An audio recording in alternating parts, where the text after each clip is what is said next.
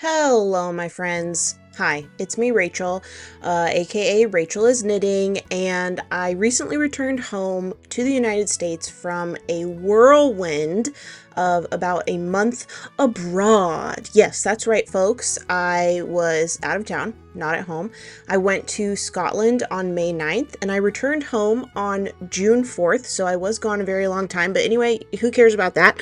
I am here to tell you about my trip because if you follow me here on YouTube, most likely you are like-minded in that you enjoy fiber arts such as knitting or spinning or weaving, or you're just nosy and you like to see what I've been up to. So hi, welcome, settle in. I'm going to tell you all about my trip, but before I get started, I want to give you some caveats. First of all, I'm adding this narration as a voiceover. Today, right now, is June 11th, and I'm looking back at photos and videos and researching my heart and my mind and my memories to remember all the wonderful things that I experienced. I'm going to leave some things out. That's just the nature of my memory. I have a really bad memory, if you don't know. It's true. It's a really just garbage pit. So I'm going to do my best to walk you through the trip because I know that these trips are very, very special and many people want to go on them but can't for various reasons, or they're waiting or whatever. So I want you to be able to experience the next best thing, which is a YouTube video recap, of course. So let's go ahead and get started, and I'll tell you all about my time away. My mom and I hosted 2 Scotland knitting tours during our month away, and in between those 2 tours we spent a long weekend in Paris, just as you do. So pour the wine and cut the cheese. So I will be referring to the 2 tours as Scotland 1, meaning the first tour that we had, and Scotland 2, meaning, of course, the second tour that we had.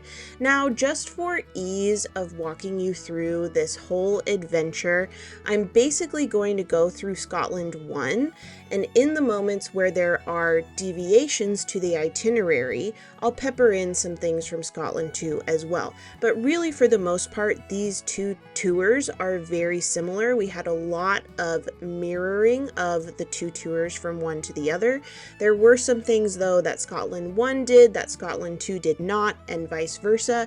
So again, when those differences come up, I'll just mention them. So you'll see people from both tours. Don't try to get caught up on what happened on what day because it may be confusing, but I'm going to go day by day, so this video will cover day 1 of Scotland 1. I really enjoyed how this day went. I think that it was a perfect system, and I'm going to try to implement it on as many of my future tours as I can moving forward. But basically, the first day of the tour is really a prequel to the tour. Basically, people had the day to themselves to do whatever they wanted. You could enjoy the hotel grounds, you could go into the Edinburgh City Centre if that was your preference, but many people were arriving that day, so they were able to get settled into their hotel room of the Dalmahoy. I was sharing a room with Leslie of Knit California on Scotland 1, and here's what our room looked like at the Dalmahoy. So we walked around the grounds, we had breakfast, we just kind of took it easy, took the opportunity to knit and to film some content, just kind of get a lay of the land and take it slow because we had arrived several days prior to the tour start, and myself, my parents, and Leslie had been exploring all over the Edinburgh City Centre, so we were really looking forward to a leisurely day of enjoying ourselves out in the country of the Dalmahoy Hotel and Country Club. So after the morning and afternoon of enjoying ourselves, we got ready for the welcome dinner. So my mom and I went to the room to get set up, and we got our little treats set out for all of the tour participants. And I was particularly very thrilled about the room our welcome dinner would be in for Scotland 1. Rachel, why'd you give one flip-flappin' fart of a care over what room the welcome reception is in? I can hear you asking this question, maybe shaking your fist at the TV or your computer or your handheld device. I can hear it. I know you're asking. I'll tell you the answer to this burning question. The answer is This is a filming location for the most recent season of The Bachelor. That's right, folks. If you watched Grant Ellis's season of The Bachelor, then you saw scenes from the Dalmahoy Hotel, specifically scenes filmed in this room. This is the boardroom. In The Bachelor, it was set up as a living room type space where the women could sit and chat about their feelings and, oh, this journey is so difficult, it's so hard, we love Grant, does he love us, we don't know. And that room is the room where we had our welcome dinner.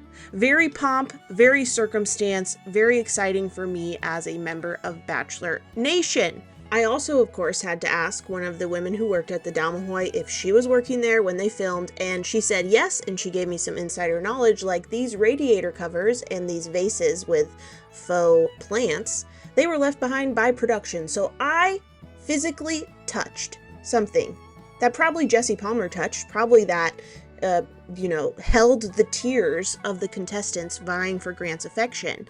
So really, that was a big day for me. Okay, now let's get to the stuff you all care about, which is the food. So for the welcome dinner, we had a choice of a starter, a main, and a dessert. I didn't get a picture of the menu, but I know that I had, because I took photos, the soup of the day, the pork, and the cheesecake. The meal was delicious. It was a great start to the tour, and as you'll see, I had incredible food throughout the duration of this whole trip. But so this was just the tip of the iceberg. So also at the welcome dinner, we got to give out some treats that we'd been stockpiling. So let me take this opportunity to thank all of the amazing sponsors that we had for the goodie bags for the Scotland tour. So we had a free pattern from Jenny of Counting Sheep. There was a coupon code for patterns from Suzanne Nielsen. Portland Leather donated a bag for someone on Scotland 1. Chiagu donated a full interchangeable needle set for someone on Scotland 2. Leslie of Knit California had a 50% off coupon code for one of her patterns. And I had a stitch marker to give to everyone from Wendy of Warm Stripes. These were porcelain stitch markers with purple Scottish thistles on them that were stamped into the porcelain. Amazing. I think she has some in her Etsy shop, so you should go check it out. Her stuff is really, really cute, really, really good. Okay, so let's get back to everybody else. Can't just talk about you all day, Wendy. Sorry. Okay, I don't know where that came from. So we also were able to partner with several local yarn stores and indie dyers who so very graciously and generously each donated a $75 gift card. Many of them donated one for each trip. Some people donated extra, and it was just an amazing partnership that I'm so, so grateful for. So I want to say a huge, huge thank you to Little Fiber Company, Treehouse Knits, LaRue Cotton, Clockwork Fiber Co., Koigu, Solstice Fiber Studio, Hook and Needle, Honey and Quill Fiber Co., Treehouse Knits. Did I say Treehouse Knits already? I'm reading through this sheet along with you. Teeny Button Studio, Cesium Yarn, Bella Filato Studio, Sincere Fiber Company, Golden Hour Knitwear, Paisley Knits, East Coast Yarn Company, Dusty Yarn Co., Red Door Fiber Studio, Super Glow, The Little Wolf Knits, Kimbers Cozy Creations, and ZZ Textiles. I also want to say a huge thank you to Claire Jackson of Perfectly Knotted. She provided a coupon code for tour participants to pick one free pattern from her pattern library.